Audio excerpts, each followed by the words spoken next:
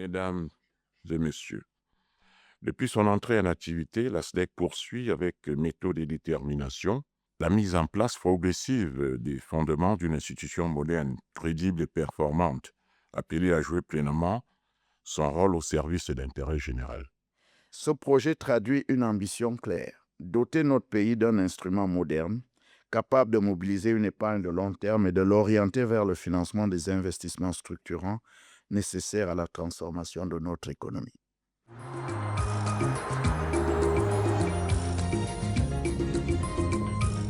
Nous sommes convaincus que les diasporas occupent une place essentielle. Par leur transfert de fonds, mais aussi par leurs investissements, leurs compétences et leurs réseaux, elles peuvent contribuer de manière décisive au développement économique et social de leur pays d'origine. C'est dans cette perspective que s'inscrit le projet DIASDEV. C'est 6 millions de membres dans le monde, une partie en Europe, 44%, aux États-Unis, plus de 20%, et le reste de la population de la diaspora en Afrique et notamment en Afrique centrale. Nous comptons attaquer principalement deux volets, le volet réglementaire et le volet de la distribution proprement dit du produit qui a été pensé dans le cadre de ce projet. L'une des principales conclusions de l'étude est notamment l'existence d'un potentiel important de l'épargne au sein de la diaspora. Et d'après notre sondage, de collecter jusqu'à 2 millions de francs CFA par an par épargnant, ce qui projeté à 10 ans donne une capacité ou une possibilité de collecte d'épargne supérieure à plusieurs centaines de milliards de francs CFA. L'objectif n'est pas seulement de collecter davantage d'épargne.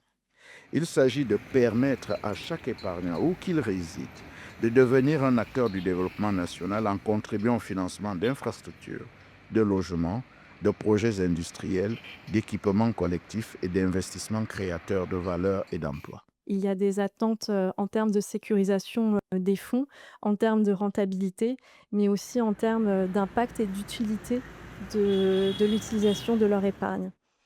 Cette construction repose sur une exigence permanente de sécurité des fonds confiés, de rigueur dans la gestion, de transparence, de la gouvernance et d'ouverture aux meilleures pratiques internationales.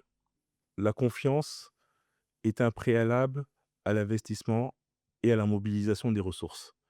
Et la question finalement qui nous a été posée dans cet exercice, c'était de regarder les aspects juridiques de la création de cette confiance pour permettre de mobiliser l'épargne, qu'il s'agisse autant de l'épargne domestique, mais transnationale, transfrontalière, y compris dans la zone CEMAC et hors de zone CEMAC.